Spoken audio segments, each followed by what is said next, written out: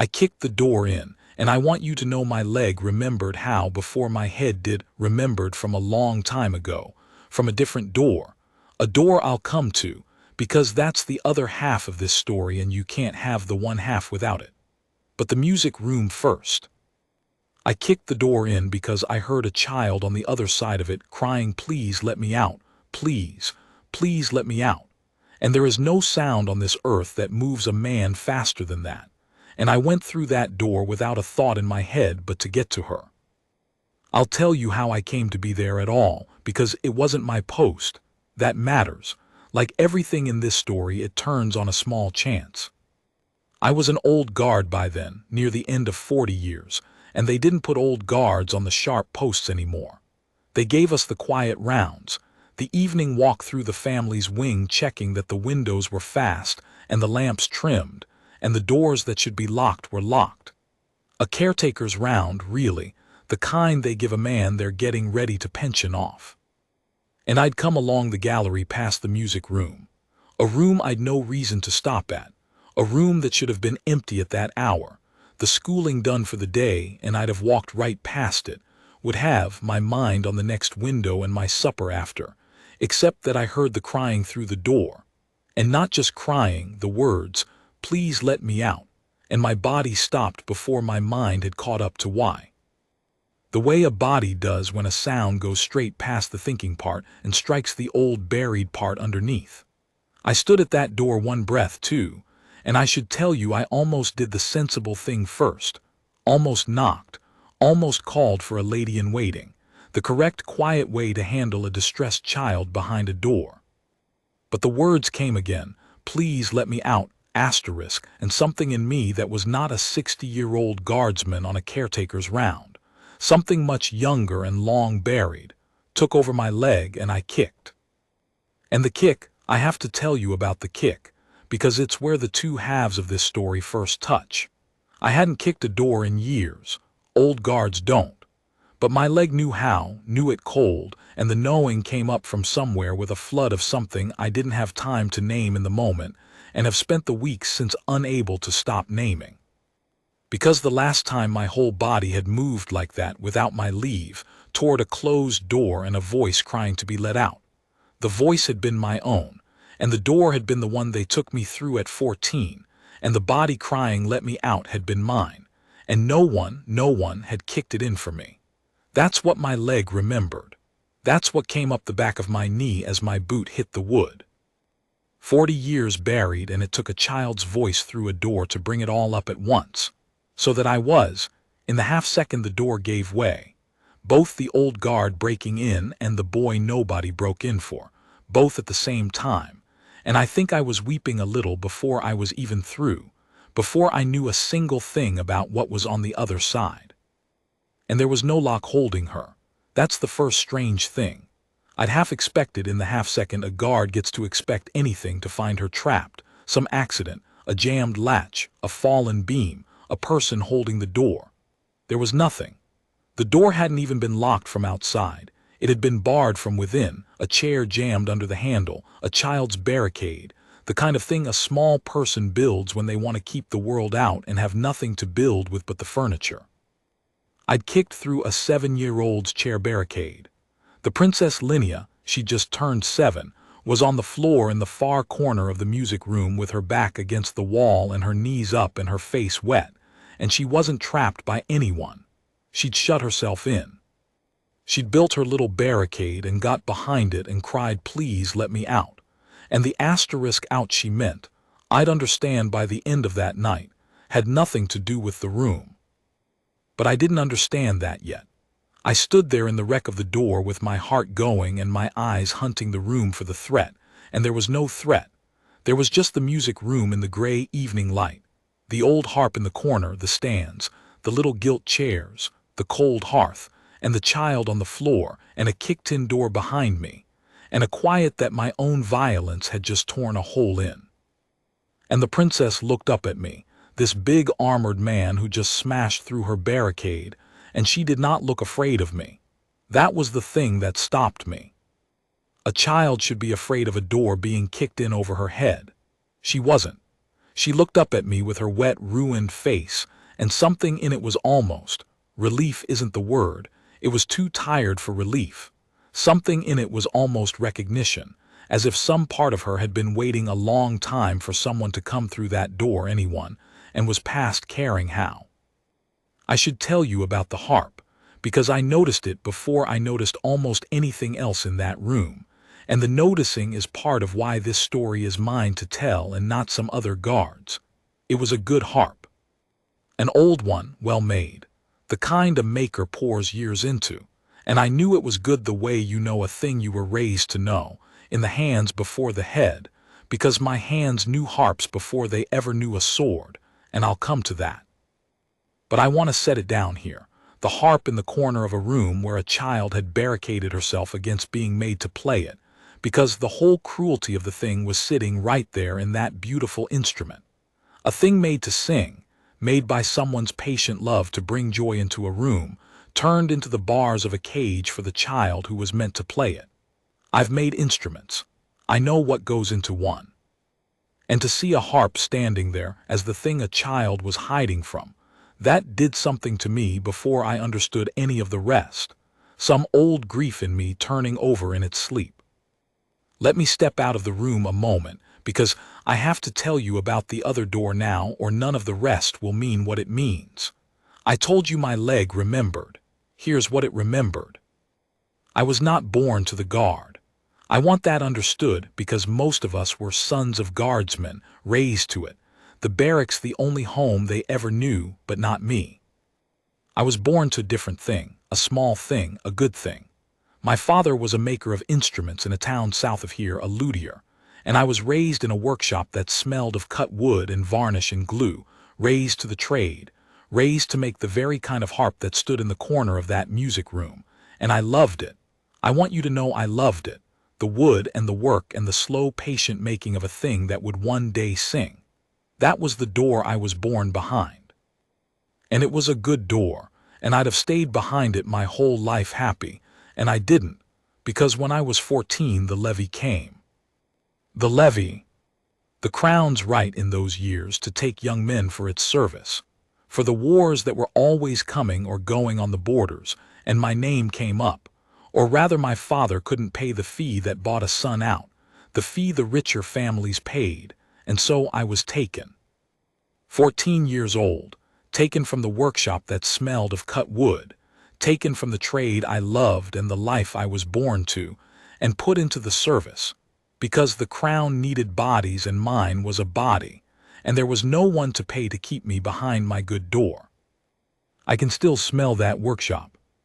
That's the thing 40 years of barracks and stone and oiled steel never washed out of me, the smell of it, spruce and maple shavings curling off the plane, the sharp clean bite of the varnish, the hide glue in its pot, the particular dust of it that hung gold in the window light of an afternoon.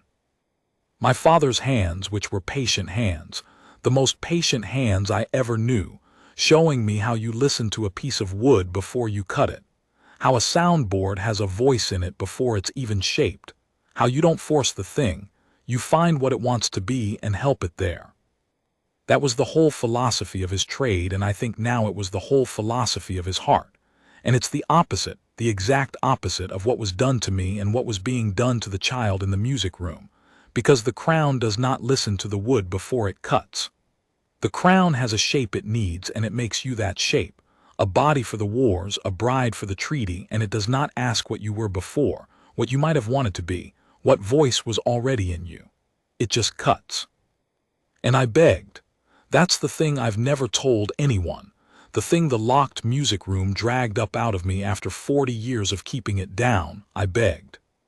14, and I wept, and I begged the levymen and my own helpless father, please, please don't make me go, please let me stay, which is the same words, you understand, it's the very same words.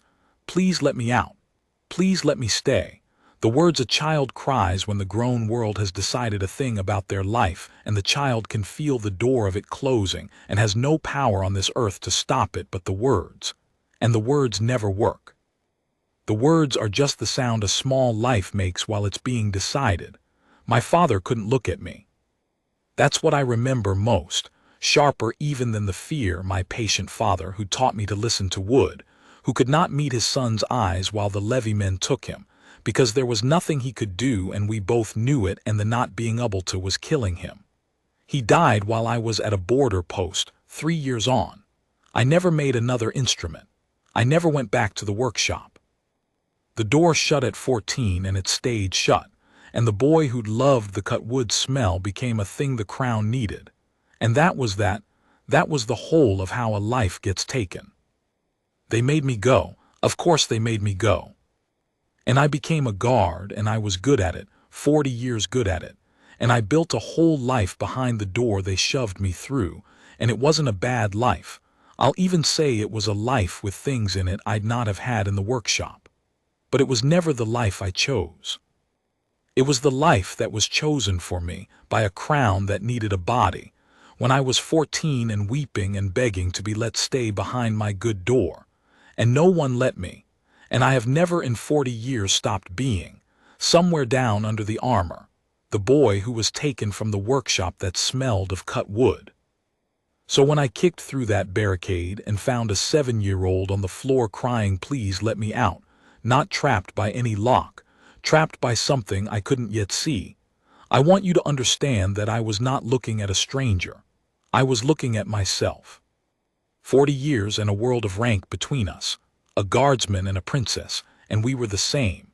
She and I, the same exact thing. 2 people behind a door the grown world was closing on them, crying the only words there are, and I knew, kneeling down slow in the wreck of that door so as not to frighten her, that whatever was on the other side of her, "Please let me out." I of all the men in that palace was the one who'd been sent to hear it, because I was the only one who'd cried it too, and remembered. And knew that the words are real, that they mean something, that a child saying "let me out" is not being difficult, is telling you the truest thing they know, that a door is closing and they cannot stop it, and they need God. They need someone to understand that before it shuts. I knelt down in the broken door, and I asked her not what's wrong, not "are you hurt," the guard questions. I asked her the only question that mattered, the question I'd have given anything for one single person to ask 14-year-old me in that workshop 40 years ago. I asked her, "Out of what? Let you out of what? Out of what?" She didn't answer right away. A child doesn't. When you ask them a real question instead of a managing one, they have to first believe you actually want the answer, and that belief takes a moment, especially in a child who's learned that grown people ask questions they don't want the true answer to. So I waited. I'm good at waiting. 40 years of standing posts teaches you to wait without it costing you anything, and I knelt there in the broken door and let the quiet sit. And after a while, in the small sideways way children tell you the largest things, she told me. There was to be a feast. I'd known that much. The whole palace knew, the whole kingdom of Cordran knew. It had been building for weeks. A great delegation coming from across the eastern border, a visiting prince and his people, a match being made. The Princess Linnea, 7 years old, was to be betrothed, promised in marriage to seal a peace, the way the children of kings always have been and always will be, and the feast was the sealing of it, the 2 houses brought together to fix the thing. Ordinary. The ordinary commerce of crowns. And at the feast, as the jewel of the evening, the little princess was to perform, to play the harp, which she'd been schooled in since she could sit at it, to play before the visiting prince and all his people, so they could see her, see what a fine, accomplished, pleasing little bride was being offered them. So the match would be sweetened by the sight of her, the small gifted princess at her harp. That was the performance. That was what the music room was for, the harp in the corner, the schooling, all of it pointed at this one night when she'd be set before strangers and made to play so that strangers could decide they were pleased with her. And the Princess Linnea, 7 years old, had finally understood. That day, that very day, something had made it real to her, a fitting of a gown or a word overheard or just the nearness of the thing. She'd understood what the feast actually was. That it wasn't a party, that she was not the guest of honor but the goods, that she was to be dressed and set at a harp and made to play and be looked at and judged, and that if the looking went well she would then be given to these strangers, sent away across the eastern border to be the wife of a prince she'd never met, in a country she'd never seen, away from everything and everyone she knew. And that all of it, the gown and the harp and the schooling and the feast, was the machinery of her being inspected and chosen and sent. And she'd done the only thing she could do. She couldn't refuse the betrothal. A 7-year-old can't refuse a treaty. She couldn't run. There's nowhere a princess can run. She had no power over any of it, not the marriage, not the sending, not the strangers, except one thing: the performance, the harp, the one part of the whole machine that required her own hands, her own playing, her own self to participate, that she could refuse. So she'd gone to the music room, to the harp she was meant to play for the strangers, and she'd shut herself in with it, barricaded the door with a chair, and decided she would not come out and she would not play, because the playing was the one nail in the whole thing she could refuse to drive, the one place in her powerlessness where she had a single grain of power, which was to say, with her body, with a chair under a door handle, "No, I won't be looked at. I won't be played like the harp is played. Please. Let me out of this. Please let me out. Not of the room, of the feast, of the betrothal, of being a thing that's dressed and displayed and traded. Of the whole closing door of the life that had just become real to her that afternoon, the life chosen for her by a crown that needed a piece, the way mine was chosen for me by a crown that needed a body." And she'd cried the only words there are, the words I cried at 14 in a workshop: "Please let me out. Please let me stay." And I'd come through the door, and now I knelt in the wreck of it, understanding all of it, because it was my own life wearing a child's face. I have to tell you what that did to me, kneeling there, because it's the turn of everything. The train thing, the duty, was so clear it didn't even have to be thought. The princess is required at the feast. The betrothal is a matter of state. My task is to see her safe and delivered, and the kind, firm, correct thing is to gentle her out from behind her barricade and hand her to her ladies to be dressed, and let the great machine roll on the way great machines do, over the child, the way it had rolled over me. That's the duty. And every man in that palace would have done it, would have called it the only thing to be done, would have been right by every measure. The service has soothed her, lied to her a little there. It won't be so bad. What a fine thing to play for a prince, and walked her to the slaughter of her own choosing away with a hand on her small shoulder. And I could not do it. I knelt in that broken door, and I found I could not do the correct thing, because I'd spent 40 years being the proof of what the correct thing costs. I knew exactly where the gentle hand on the shoulder leads. I'd been led there. I knew what it was to be a child crying the true words while a kind adult soothed me toward the door anyway, and I knew that the soothing was the worst part, worse than the levy men's hardness, because the soothing dressed the thing up as care while it delivered you to the cage. I would not be the soothing hand, not for her. Whatever it cost me, and I'm old, and near the end of my service, and it could cost me the end of it. I was not going to be one more kind adult walking one more weeping child through one more door they were begging not to go through. But here's the dilemma, the real one, the one with no clean answer, and I want to sit honestly in it the way I had to. I couldn't save her either. That's the thing. I'm a guard. I'm not a king. I could not unmake a betrothal that was a matter of state between two houses. I could not call off a peace. I could not give a 7-year-old the power over her own marriage that no princess in the history of crowns has ever had. The hard truth I knelt with was that the door she was begging to be let out of was one I had no power to open. The marriage would happen. The sending would happen. The great machine would roll whether I soothed her or not. So what was I even refusing? What good is refusing to be the soothing hand if the child ends up at the same feast regardless? For a moment that nearly broke me, the sense that there was no real choice here, that my whole mirrored heart was useless, that the kindest and the cruelest thing led to the identical place, a girl at a harp before strangers.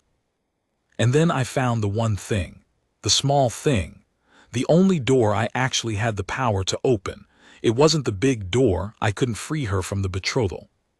But there was a smaller door inside the big one, and behind the smaller door was the one thing I could give her, The one thing no one had ever given me, and it was worth, I decided, kneeling there, whatever it would cost me to give it.